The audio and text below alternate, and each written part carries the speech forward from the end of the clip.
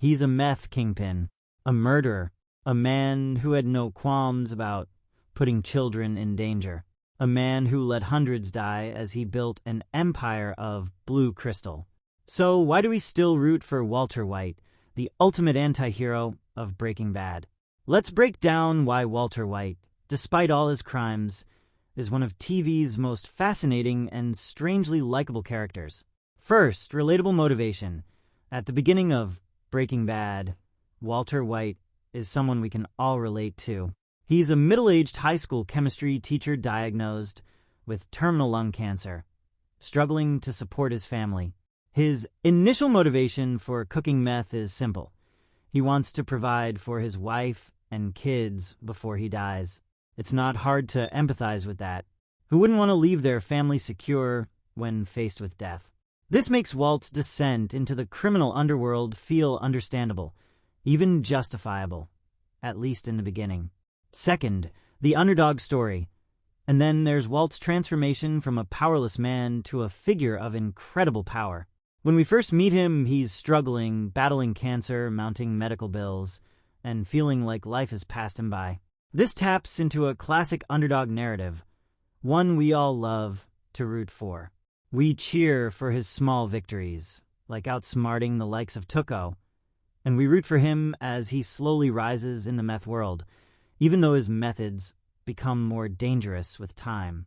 Walt's journey from powerless to powerful is intoxicating to watch, and we can't help but get drawn into his newfound strength. If we look at the Freitag's Pyramid overview of the Breaking Bad story, we see that during the rising action phase, that is, Walt's rise in the drug world, is conflicts with Tuco, Gus, and Hank. It is the will of the hero or the anti-hero that engages us. The stronger the will and the harder the obstacles, the more compelling it becomes. Third, the charismatic anti-hero. Walt's intelligence and charisma are part of what makes him so compelling.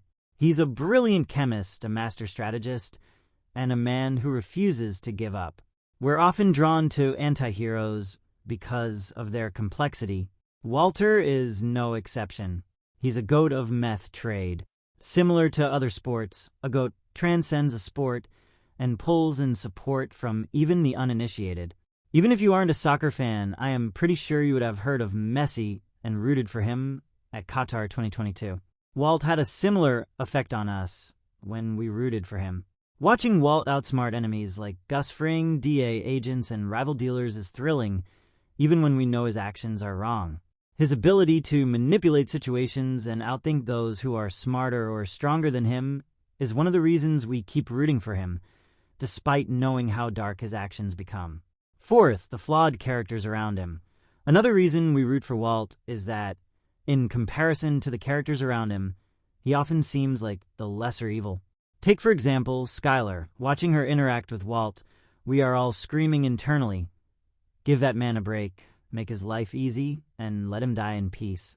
Skylar's coldness, Jesse's immaturity, and Hank's arrogance make it easier for us to side with Walt. And when you introduce villains like Gus Fring, the cartel, or the neo-Nazi gang, Walt appears more sympathetic. As dangerous as he becomes, we often root for him against these even more ruthless characters. Fifth, the moral complexity and gray areas. One of the reasons we continue to root for Walt is the show's brilliant use of moral ambiguity. Walt's goal, at least at first, is something we can sympathize with, securing his family's financial future.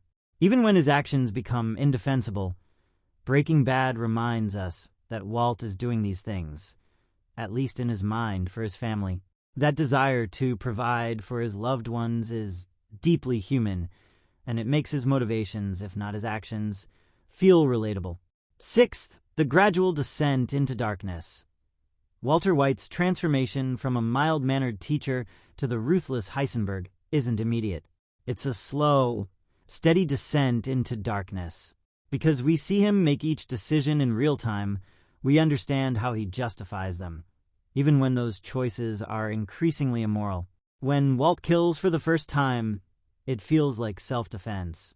When he manipulates others, like Jesse or Skylar, it seems like survival.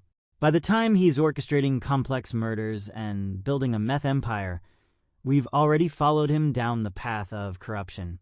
Seventh and the final point, redemption and humanity. What makes Walt's character even more complex is his occasional moments of redemption.